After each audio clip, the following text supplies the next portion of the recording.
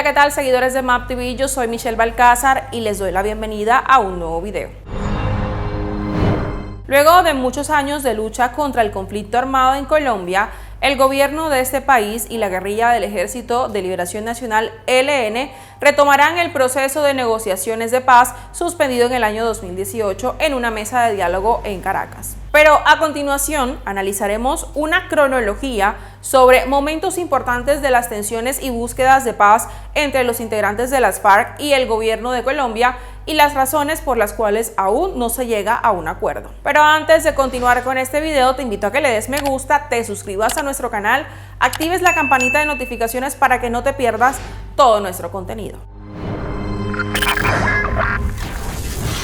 La historia inicia en mayo del año 1964.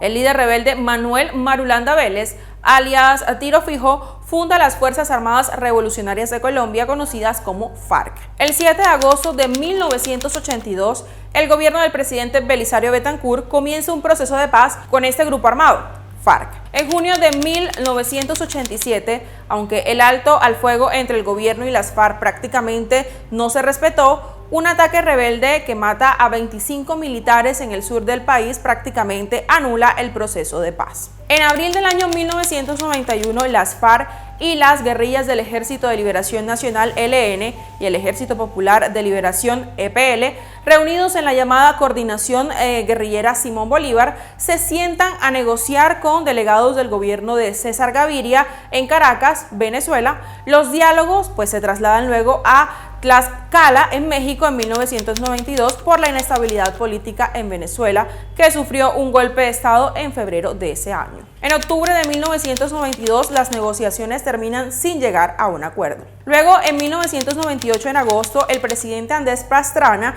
anunció el inicio de un nuevo proceso de paz con las FARC y establece una zona desmilitarizada controlada por Suiza en el sur del país, donde se celebraron las conversaciones. El 20 de febrero del año 2002, rebeldes secuestran un avión y toman como rehén al senador Jorge Eduardo Hechem, miembro de la Comisión de Paz, y ahí Pastrana rompe las negociaciones y ordena el reintegro inmediato de las fuerzas de seguridad a esa zona desmilitarizada de 42.000 kilómetros cuadrados. En diciembre del 2004, agentes encubiertos colombianos capturan a Rodrigo Granda, considerado el canciller de las FARC, en Caracas, y lo trasladan a Colombia. El 16 de agosto del 2007, el presidente de Venezuela, Hugo Chávez, en ese entonces, se ofrece para mediar entre los rebeldes y el presidente de Colombia, Álvaro Uribe. Los esfuerzos de paz fracasan meses más tarde. Luego, el 26 de marzo del 2008, el primer líder de las FARC, Manuel Marulanda, alias Tiro Fijo, muere por causas naturales tras más de 4 décadas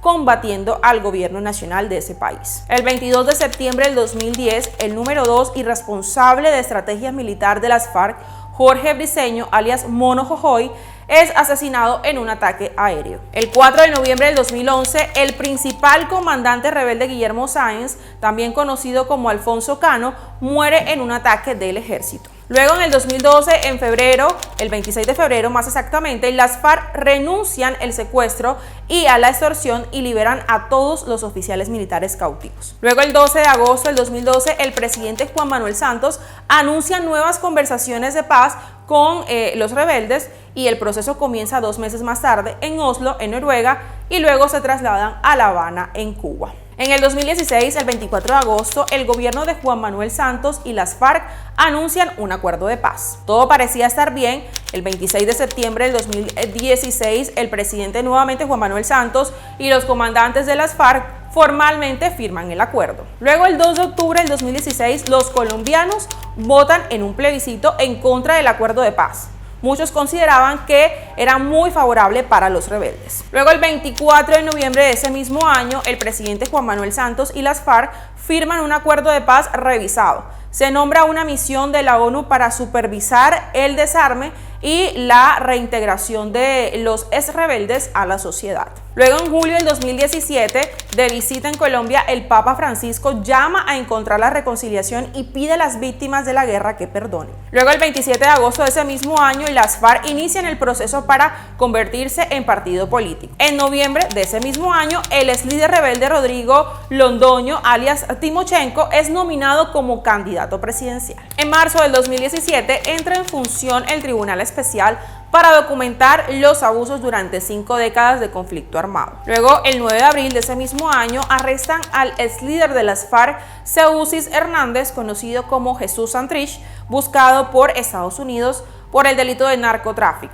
La detención tensa las relaciones entre los ex rebeldes y el gobierno de Colombia. En julio del 2018, ex dirigentes de la guerrilla de las FARC comparecen por delitos cometidos en el pasado ante el Tribunal Especial de Paz creado como parte de los acuerdos con el gobierno años atrás. El 2 de agosto del 2018, el Centro de Memoria Histórica dice que el conflicto armado interno que padeció Colombia durante más de medio siglo dejó unos 262.000 muertos. El 31 de agosto del 2018, el gobierno dice que el ex líder de las FARC, Luciano Marín, alias Iván Márquez, desapareció. Luego, en octubre de ese mismo año, Jean Arnault, jefe de la misión de la ONU para verificar la implementación de los acuerdos de Colombia, dice que la falta de integración económica de los exmiembros de las FARC y los asesinatos de líderes sociales en la nación sudamericana son las principales preocupaciones sobre el proceso de paz. En mayo del 2019, la Corte Suprema ordena liberar el excomandante Seusis Parcias